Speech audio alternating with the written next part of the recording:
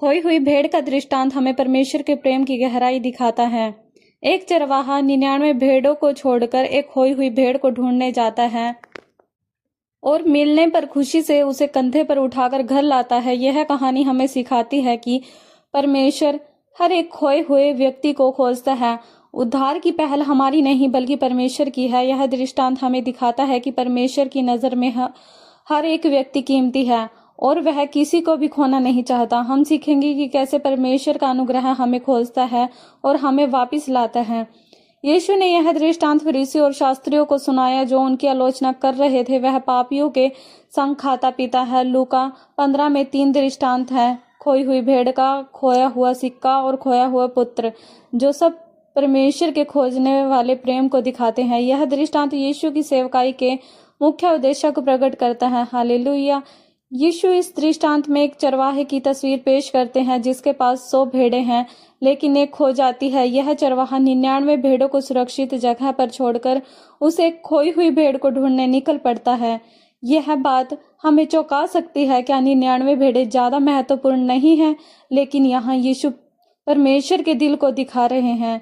परमेश्वर की नजर में हर एक व्यक्ति इतना कीमती है कि वह उसे खोजने के लिए हर कोशिश करता है। हालेलुया। चरवाहा तब तक नहीं रुकता जब तक वह खोई हुई भेड़ को नहीं पा लेता। यह परमेश्वर की लगातार खोज को दिखाता है। जब वह भेड़ मिल जाती है तो चरवाहा उसे प्रेम से अपने कंधे पर उठा लेता है। यह तस्वीर हमें दिखाती है कि परमेश्वर हमें दंड देने के लिए नहीं बल्कि बचाने के लिए खोजता है। चरवाहा घर लौटकर अपने दोस्तों और पड़ोसियों को बुलाता है और कहता है, मेरे साथ खुशी मनाओ क्योंकि मेरी खोई हुई भेड़ मिल गई है। यह खुशी स्वर्ग में उस खुशी को दर्शाती है जो एक पापी के मन फिराव पर होती है। इस दृष्टांत का सबसे महत्वपूर्ण सिद्धांत यह है कि उद्धार की पहल परमेश्वर की है, हमारी नहीं। भेड़ खुद को नहीं ढूंढ सकती, वह खोई हुई है, असहाय है और शायद खतरे में है। यह हमारी आत्मिक स्थिति की सच्ची तस्वीर है। रोमियो 3 अध्याय उसका 10 से 12 कहता है कि कोई धर्मी नहीं, कोई परमेश्वर को नहीं खोजता।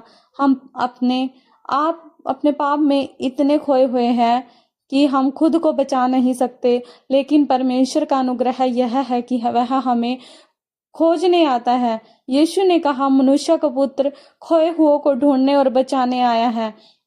लूका अध्याय 19 उसका 10 वचन। यह दृष्टांत फरीसियों की सोच को चुनौती देता है जो मानते थे कि धर्मी लोग ही परमेश्वर के पास आ सकते हैं। यीशु दिखाते हैं कि परमेश्वर उन लोगों को खोजता है जो खुद को खोया हुआ मानते हैं। स्वर्ग में एक पापी के मन फिराव पर जो खुशी होती है वह 99 धर्मियों से ज्यादा है जिन्हें मन फिराव की जरूरत नहीं। यीशु यहाँ व्यंग्य से उन लोगों को दिखा रहे हैं जो खुद को धर्मी समझते हैं। सच्चा विश्वास यह मानना है कि हम खोए हुए हैं और केवल परमेश्वर का अनुग्रह ही हमें बचा सकता है। जब तुम इस दृष्टांत को समझते हो तो तुम्हारी रोजमर्रा की जिंदगी बदल जाती है। सबसे पहले तुम अपने आप को उस खोई हुई भेड़ की तरह देखना सीखते हो, कमजोर, भटकने वाला, लेकिन परमेश्वर के लिए बहुत कीमती।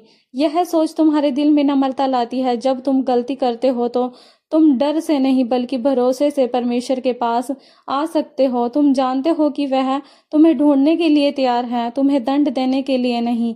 दूसरे लोगों के साथ तुम्हारा बर्ताव भी बदलता है। जब कोई दोस्त या परिवार का सदस्य गलत रास्ते पर जाता है तो तुम उसे छोड़ नहीं देते, तुम उसे ढूंढने जाते हो, उससे बात करते हो, उसके लिए प्रार्थना करते हो, बिल्कुल वैसे ही जैसे चरवाहा भेड़ को ढूंढता है। तुम्हारे दिल में दूसरों के लिए वही प्रेम आता है जो परमेश्वर ने तुम्हारे लिए दिखाया है। तुम्हारी सोच बदलती है। तुम लोगों को उनकी गलतियों से नहीं बल्कि परमेश्वर की नजर से देखना सीखते हो। हर एक व्यक्ति परमेश्वर के लिए कीमती है, चाहे वह कितना भी भटका हुआ क्यों ना हो। इस हफ्ते तुम 3 काम कर सकते हो। पहला, हर सुबह 5 मिनट के लिए बैठो और परमेश्वर को धन्यवाद दो कि उसने तुम्हें ढूंढा और बचाया। उसके प्रेम को याद करो और अपने दिल में उसकी खुशी को महसूस करो। दूसरा, किसी एक व्यक्ति के बारे में सोचो जो परमेश्वर से दूर है। शायद तुम्हारा कोई पुराना दोस्त, परिवार का कोई सदस्य या सहकर्मी। इस हफ्ते उसे संपर्क करो, फोन करो, मिलो या मैसेज भेजो। उसे बताओ कि तुम उसके बारे में सोच रहे हो और उसके लिए प्रार्थना कर रहे हो। तीसरा, जब कोई तुम्हें निराश करे या गलती करे तो गुस्सा होने से पहले रुको। याद करो कि परमेश्वर ने तुम्हें कितनी बार माफ किया है। उस व्यक्ति को माफ करो और उसे दूसरा मौका दो। परमेश्वर के साथ अपने रिश्ते को गहरा करने के लिए लूका 15 को फिर से पढ़ो और सोचो कि तुम्हारे परमेश्वर के लिए क्या महसूस करता है। तुम्हारा परमेश्वर तुम्हारे लिए क्या महसूस करता है। जब मुश्किलें आए तो याद रखो तुम अकेले नहीं हो। परमेश्वर तुम्हें अपने कंधे पर उठाए हुए है और तुम्हें घर ले जा रहा है। चरवाहा यीशु मसीह को दिखाता है जो हमें ढूंढने और बचाने के लिए आया है। खोई हुई भेड़ हर उस व्यक्ति को दिखाती है जो परमेश्वर से दूर भटक गया है और उसे बचाने की जरूरत है। चरवाहे की खुशी परमेश्वर की खुशी को दिखाती है जब कोई पापी मन फिराकर उसके पास आता है। हालेलुया। यह दृष्टांत सिखाता है कि परमेश्वर के लिए हर एक व्यक्ति बहुत कीमती है, चाहे वे कितना भी छोटा या भटका हुआ क्यों ना हो। हालेलुया।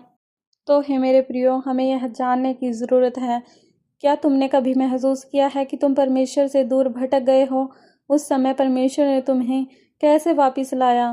तुम्हारी ज़िंदगी में कौन सा व्यक्ति परमेश्वर से दूर है जिसके लिए तुम प्रार्थना कर सकते हो? जब कोई तुम्हें निराश करता है तो क्या तुम उसे माफ़ करने और दूसरा मौका देने के लिए तैयार हो? परमेश्वर का प्रेम तुम्हारे दिल में कैसी खुशी और शांति लाता है। तुम इस हफ्ते किस तरह दूसरों के लिए चरवाहे की तरह बन सकते हो? क्या तुम सच में विश्वास करते हो कि तुम परमेश्वर के लिए बहुत कीमती हो? चाहे तुमने कितनी भी गलतियां की हो, तुम अपनी रोज़मर्रा की ज़िंदगी में परमेश्वर के प्रेम को कैसे दिखा सकते हो? हमें परमेश्वर से प्रार्थना करनी चाहिए। हे मेरे प्रियो, हमें परमेश्वर से प्रार्थना करनी चाहिए। हे प्रभु परमेश्वर, मैं तुम्हें धन्यवाद देता हूँ कि तुमने मुझे ढूंढा जब मैं भटक गया था। तुमने मुझे अकेला नहीं छोड़ा बल्कि मेरे पीछे आए और मुझे बचाया। तुम्हारा प्रेम इतना महान है, इतना गहरा है कि मैं इसे पूरी तरह समझ नहीं सकता, लेकिन मैं इसे अपने दिल में महसूस करता हूँ। प्रभु मुझे माफ़ करो जब मैं तुमसे भटक गया था और अपने रास्ते पर चलने की कोशिश करता था। मुझे हमेशा याद दिलाओ कि मैं तुम्हारे लिए कितना कीमती हूँ। मेरे दिल में दूसरों के लिए वही प्रेम भरो जो तुमने मेरे लिए दिखाया है। मुझे उन लोगों को देखने में मदद करो जो तुमसे दूर हैं और उन्हें तुम्हारे पास लाने के लिए मुझे इस्तेमाल करो। जब मैं गलती करूँ तो मुझे तुम्हारे पास आने का साहस दो, क्योंकि मैं जानता हूँ कि तुम मुझे माफ़ करोगे। प्रभु यीशु मसीह के सामर्थ्य नाम में मांगते हूँ, आमीन। तो हे मेरे प्रियो, वीडियो अच्छी लगी हो तो वीडियो को लाइक करें, कमेंट करें एंड चैनल को सब्सक्राइब करें। God bless you all.